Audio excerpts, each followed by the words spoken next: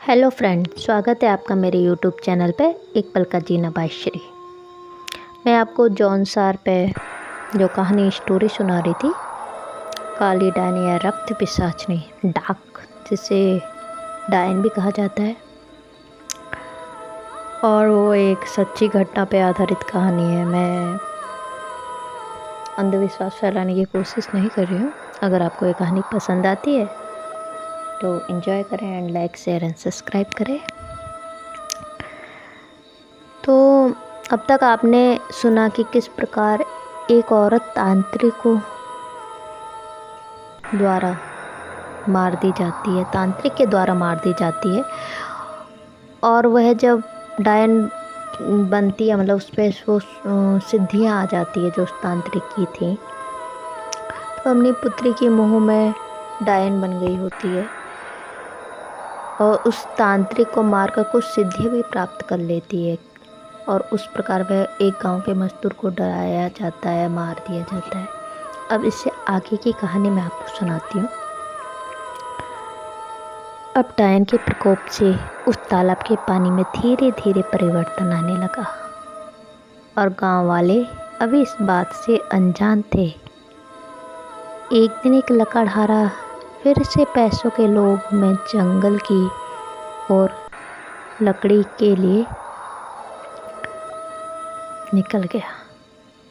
अपने दो साथियों के साथ गया और जंगल में लकड़ी काटने लगा, और उन्होंने पैसों के लालच में देर रात तक यही काम किया।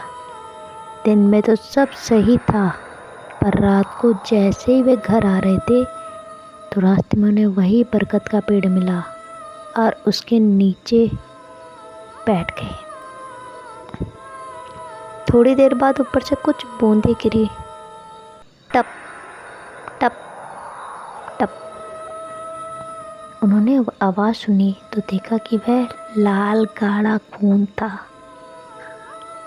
अब तो वे डर गए, और जैसे उन्होंने ऊपर देखा, एक काली सी आकृति पेड़ के ऊपर से उन्हें देख रही थी, और उन्होंने भागना शुरू किया।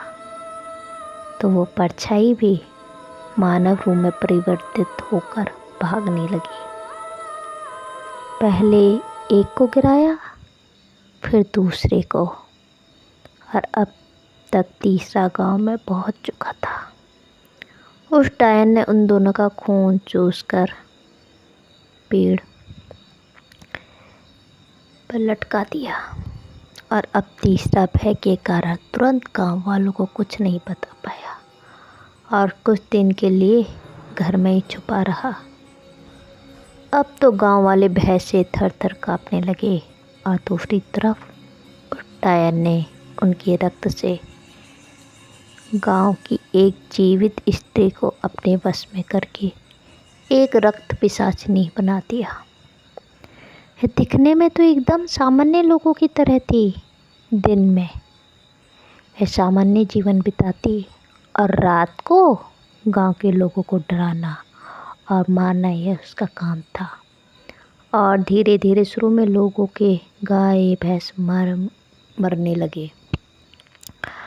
अब वह डायन और ख़तरनाक बन गई थी, और अब वह भी एक काली डायन उसकी शक्ति से बहुत ताकतवर हो गई थी।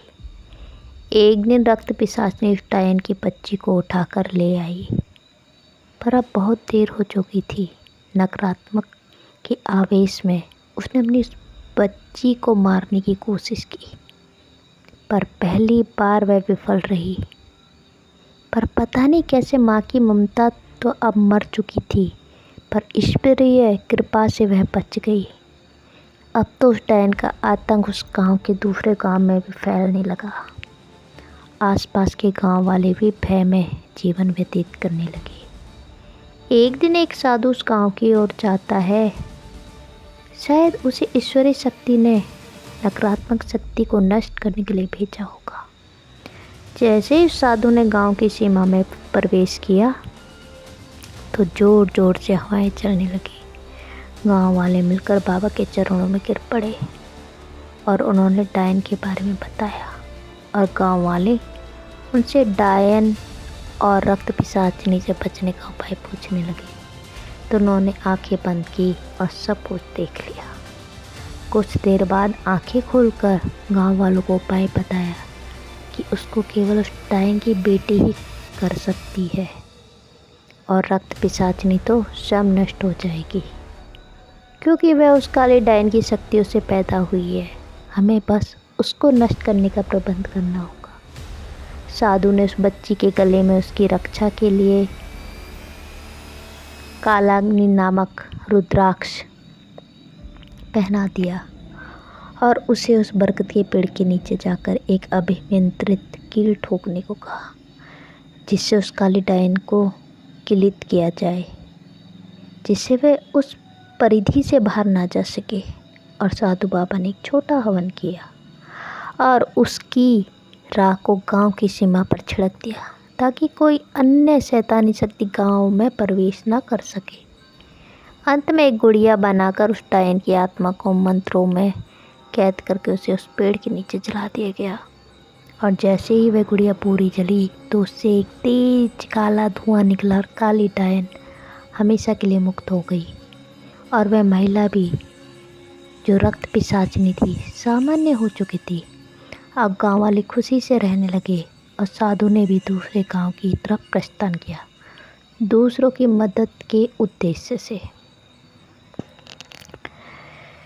हमारी पूरी प्रकृति का पहलू 2 भागों में विभक्त है, जैसे कि आपने सुना होगा नकारात्मक सकारात्मक ऊर्जा। ये कहानी यही ख़त्म होती है। और स्त्री पुरुष और ऐसे मैग्नेटिक फील्ड भी हैं। नॉर्थ पोल साउथ पोल होता है, भले ही हमें दिखाई ना दे। ऐसे पृथ्वी का भी है उत्तरी ध्रुव और दक्षिणी ध्रुव। और सभी धार्मिक और वैज्ञानिक मत सर उत्तर पॉजिटिव जोन एरिया है, जो देवी देवताओं की दिशा मानी जाती है। वही दक्षिणी हमेशा जो जोन एरिया आता है वो यम का द्वार, असुरी शक्तियों की दिशा मानी जाती है। तो कहानी यहीं ख़त्म। तो ये थी रक्त पिशाचिनी की पूरी कहानी। अगर आपको ये कहानी पसंद आती है तो लाइक शेयर एंड सब्सक्राइब करें। और मेरे चैनल पे जो विजिट कर रहे हैं उनसे भी हम्बल रिक्वेस्ट है कि कहानी को एंजॉय करें और सब्सक्राइब करें। आगे की कहानी मैं कल लाऊंगी और आपको मैंने जो टाइमिंग बताया था वो शायद मैं मंडे से स्टार्ट करूं। And thank you so much. शुभ रात्रि। हरे कृष्णा।